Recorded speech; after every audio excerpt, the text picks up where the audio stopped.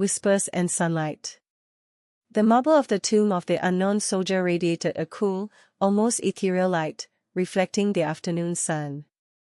A hush had fallen over the crowd, a voluntary surrender to the solemnity of the place. Tourists stood shoulder to shoulder, a silent mosaic of faces from every corner of the world. Children, usually bubbling with energy, were unusually subdued, their eyes wide with a respect they couldn't quite articulate. A young woman in a bright yellow sundress nervously adjusted her camera strap, then lowered it, seemingly deciding against capturing a photo. An elderly man, leaning heavily on a cane, dabbed at his eyes with a handkerchief. The air vibrated with unspoken stories, with the weight of sacrifice and remembrance. The only sound was the gentle whisper of the wind rustling through the trees bordering the amphitheater. Then, a different sound, crisp and precise, began to cut through the quiet, the measured cadence of boots on stone. From the memorial amphitheater's archway, the tomb guard appeared, his uniform immaculate, a stark contrast against the white marble. His face was impassive, a mask of unwavering dedication. The metallic click of his M14 rifle echoed with sharp authority, slicing through the hushed atmosphere. He moved with a deliberate, almost robotic precision, each step perfectly measured, each movement imbued with a solemn dignity. The crowd held its breath, captivated by the ritual unfolding before them. As he approached his post, the guard already standing unmoving before the tomb began his march away. The change of the guard was beginning. A little boy, no older than 6, tugged at his mother's hand. "Mommy," he whispered, his voice barely audible, "is he real?" His mother squeezed his hand gently. "Yes, sweetheart," she whispered back. "He's very real." The tomb guard continued his silent vigil, a sentinel against the passage of time, a living embodiment of honor and sacrifice. The sun climbed higher, bathing the scene in a warm, golden light, casting long shadows that danced across the marble. But the guard remained unmoved, a steadfast presence in the face of eternity. Boredom on patrol. Another cat stuck in a tree. "I swear to God, Chan, I'm transferring to homicide." Olsen drummed his fingers on the dashboard, the rhythm a frantic tattoo against the monotonous hum of the patrol car. The late afternoon sun beat down on them, turning the vinyl seats into miniature ovens. Chen sighed, adjusting his glasses. "We haven't even gotten a cat stuck in a tree today. It's been quiet." "That's a good thing, right?" He consulted the precinct radio mounted to the dash, fidgeting with the squelch knob. "Quiet is death, Chen. Death of the soul. I need action. I need something." Olsen craned his neck, scanning the placid suburban streets. Even the leaves on the trees seemed to be holding their breath. He flicked the radio dial. Static. Anything but this godforsaken silence. "Maybe we should just focus on our patrol route," Chen suggested, his voice tight. "Make sure everything's secure." Olsen snorted. "Secure?" "Chen, the biggest threat in this neighborhood is Mrs. Henderson's prize-winning petunias. And last I checked, they weren't packing heat." They rounded a corner, and the tomb of the unknown soldier came into view, stark white marble gleaming under the harsh sunlight. Olsen slowed the car, a flicker of something unreadable in his eyes. Even he couldn't joke about that. Chen straightened in his seat, a sense of solemnity washing over him. He glanced at Olsen, expecting a wisecrack, but the other officer was silent, his gaze fixed on the monument. The lone sentinel paced back and forth, his movements precise and unwavering. "You ever think about what it must be like?" Olsen murmured, his voice uncharacteristically low. Chan frowned. What's like?" "To be that guy. Standing there, day in, day out. Never flinching. Never even scratching your nose. Chen felt a knot of anxiety tighten in his stomach. He knew that look in Olsen's eye. It was the prelude to trouble. We should probably keep moving, he said, his voice barely a whisper.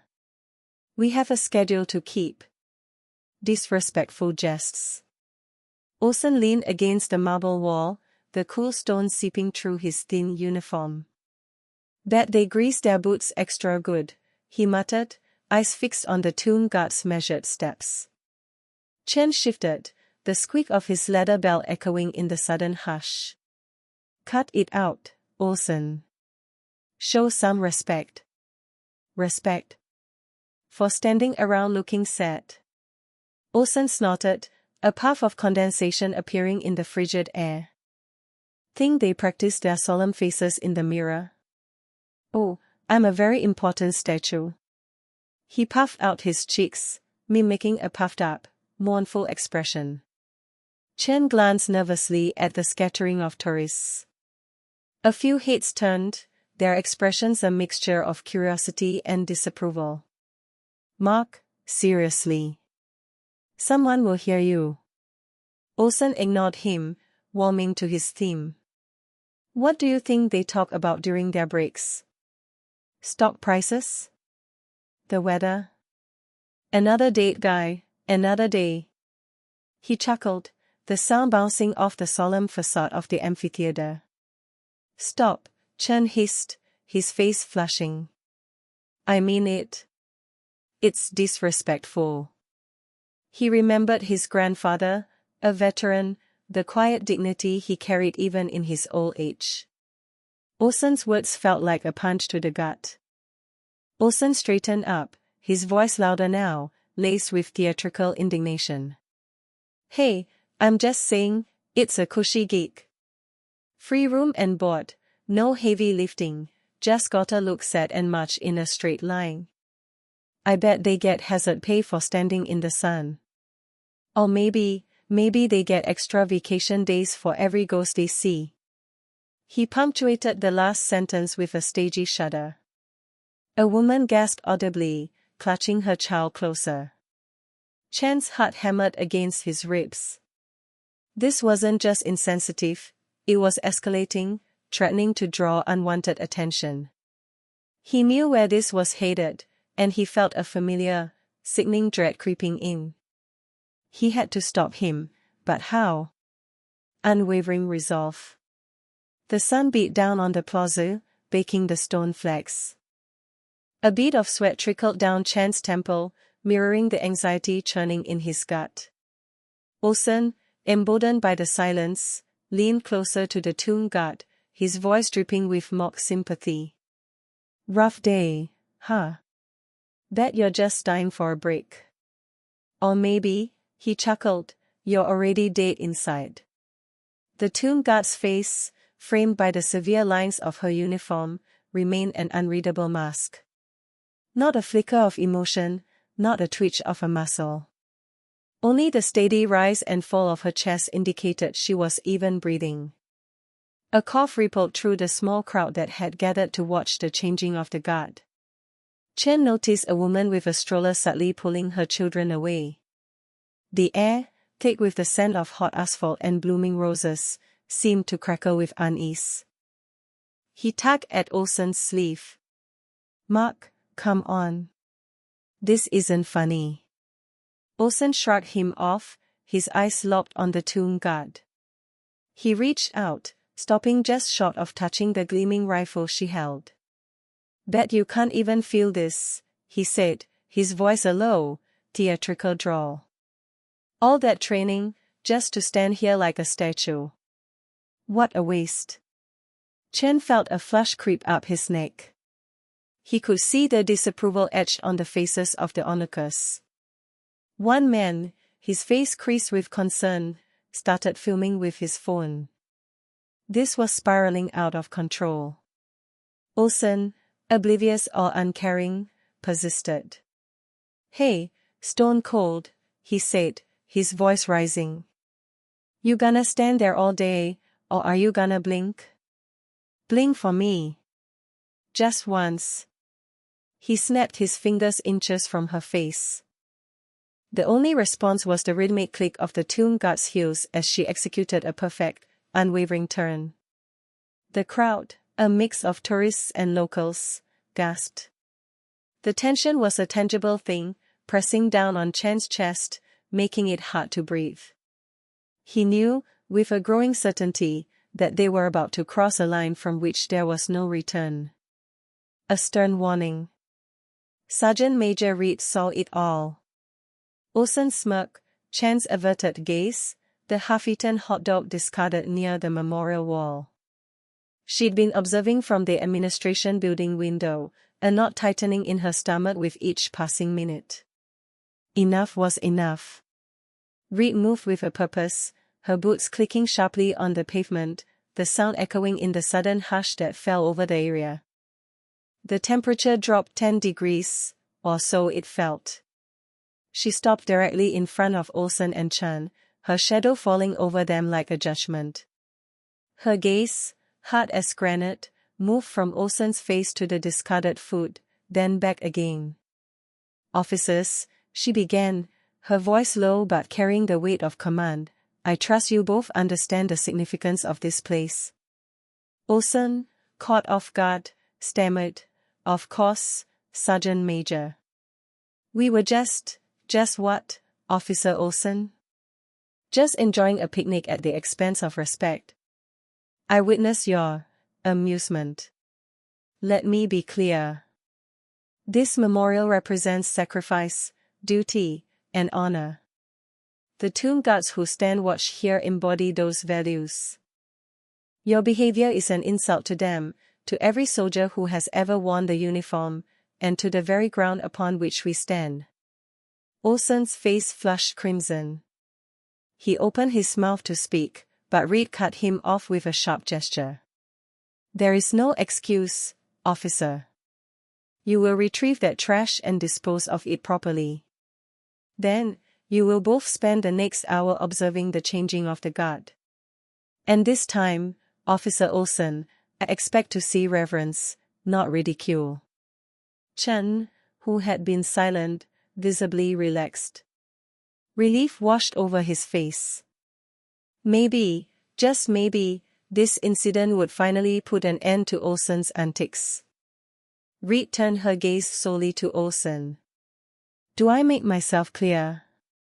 Olsen, subdued, managed a weak, "Yes, Sergeant Major." "See that you do," Reed said, her voice unwavering. She watched as Olsen scrambled to pick up the discarded hot dog wrapper, the crinkling plastic a pathetic sound in the silence. "Dismissed." Defiance and a call. Olsen snorted, the sound echoing in the sudden silence that had descended upon the guardhouse. "Or what, Sergeant Major? You gonna write me up? Gonna tell my mommy?" He leaned back in his chair, lacing his fingers behind his head, his posture a deliberate mockery of Reed's rigid stance. Chen shifted uncomfortably, his gaze darting between Olsen and Reed, the fluorescent lights reflecting nervously off his glasses. Reed's jaw tightened, a muscle twitching near her temple. The air in the room seemed to thicken, charged with a silent, simmering rage. "That's enough, Olsen," she said, her voice dangerously low. But Olsen, fueled by boredom and a deep-seated resentment for authority, was not about to back down. He let out a theatrical yawn. "Man, this is boring. Just standing around, waiting for something to happen. You'd think guarding a glorified mannequin would at least come with a coffee break." He winked at Chan, who offered a weak, apologetic smile. Reed ignored the gesture, her eyes fixed on Olsen. "I gave you a direct order, officer. Show some respect." Olsen waved a dismissive hand. "Relax, Sergeant Major. I'm just having a little fun. Besides," he added, his voice dropping to a conspiratorial whisper, "who's gonna know?" That was the last straw. Reed reached for the secure phone on the wall, her movements sharp and precise. That's it. I've had enough. She punched in a number, her knuckles white against the black plastic. The phone rang twice before a voice answered. Reed spoke, her voice tight with anger, each word clipped and deliberate. This is Sergeant Major Reed. I need immediate assistance at the tomb of the unknown soldier. I have a situation requiring military police. Officer insubordination and disrespect towards a tomb guard. Code 3. She slammed the phone back into its cradle, the sound reverberating through the room. The smile vanished from Olsen's face, replaced by a flicker of something that might have been fear. Sirens in the distance. The high-pitched whine started subtly, a mosquito buzzing in the collective ear of the crowd. But it grew, morphing into a multitone symphony of urgency. Sirens. Multiple sirens, all heading in their direction. A ripple of awareness passed through the throng. Heads turned, conversations died. The air, thick with the smell of sweat and stale beer, suddenly felt charged. Even the pigeons, usually fearless scavengers, took flight. Well, Olsen drawled, his usual smirk plastered across his face. Looks like the cavalry's arrived. He nudged Chen with his elbow. Think they brought donuts?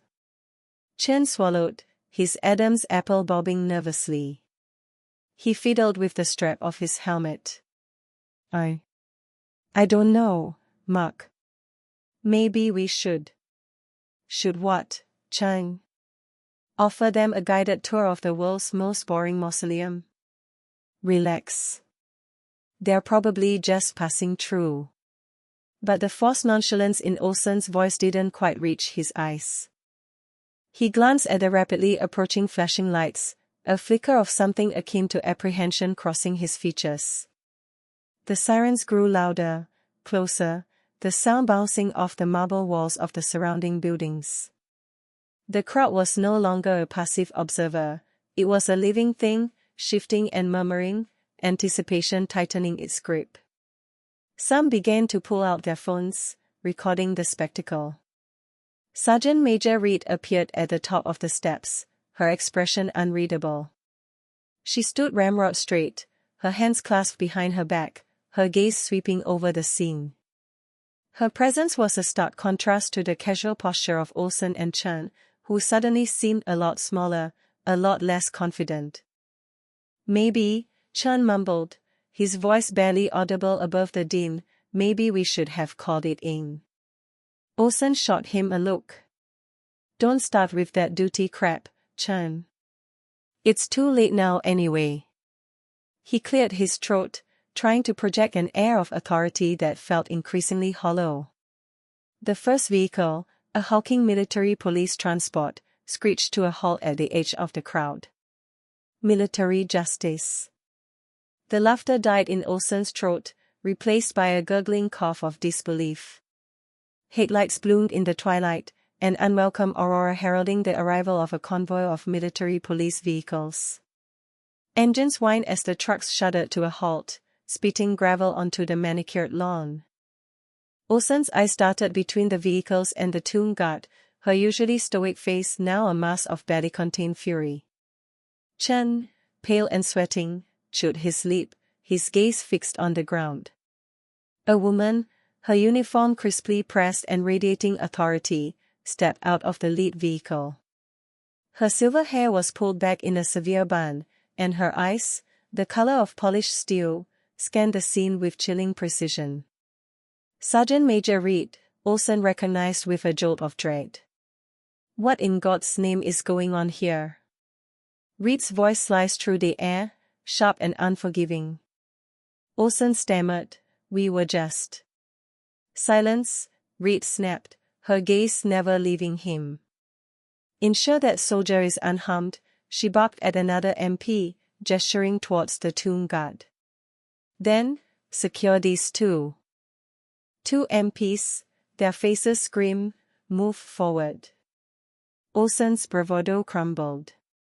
He felt the cold steel of handcuffs snap around his wrists.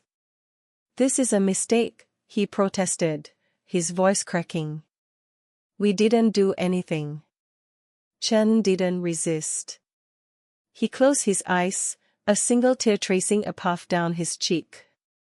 The MPs led them towards the vehicles, the flashing lights painting the scene in a disorienting red and blue. Reed watched them go, her expression unreadable. She turned to the tomb guard, her voice softening slightly. Are you alright, soldier? The woman straightened, her shoulders squared. Yes, Sergeant Major. Unharmed. Reed nodded curtly. Good.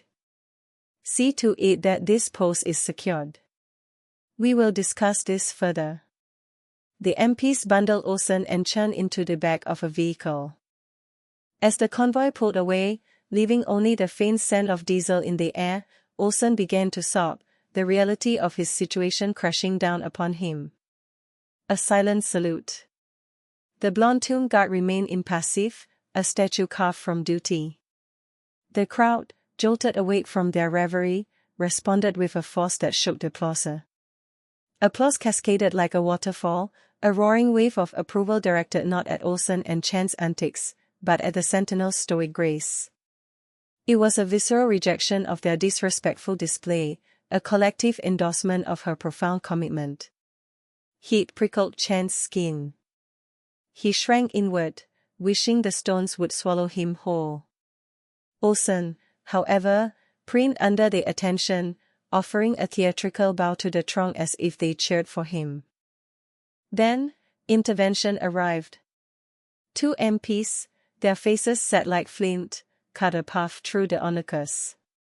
Reed must have called them in. Wordlessly, they flanked Olsen and Chen, their presence a stark warning. The crowd yielded, forming a silent corridor for their passage. Gentlemen, one MP stated, his voice a low growl, utterly devoid of friendliness. Let's move. The grin plastered on Olsen's face cracked. Hey, hold on. What's the big deal? We didn't do anything wrong. The MP's grip on Olsen's arm only tightened. A sudden, stinging guilt pierced Chen. He knew better. He allowed himself to be steered away, the applause now a thunderous judgment ringing in his ears. As they passed the tomb guard, Chen risked a furtive glance. Her face remained an inscrutable mask, gaze locked on the distant horizon. Yet, he detected a subtle stiffening, a near imperceptible straightening of her spine. Once Olsen and Chen were gone, an abrupt quiet descended, the atmosphere transformed. The tomb guard resumed her solemn march, the crisp tap of her heels echoing in the sudden hush. The memorial's sanctity was restored, the air heavy with respect. As he was bundled into the MP vehicle, Chen looked back to see her complete a flawless about-face, each movement sharp and deliberate. A silent tribute, not to them, but to those who had made the ultimate sacrifice.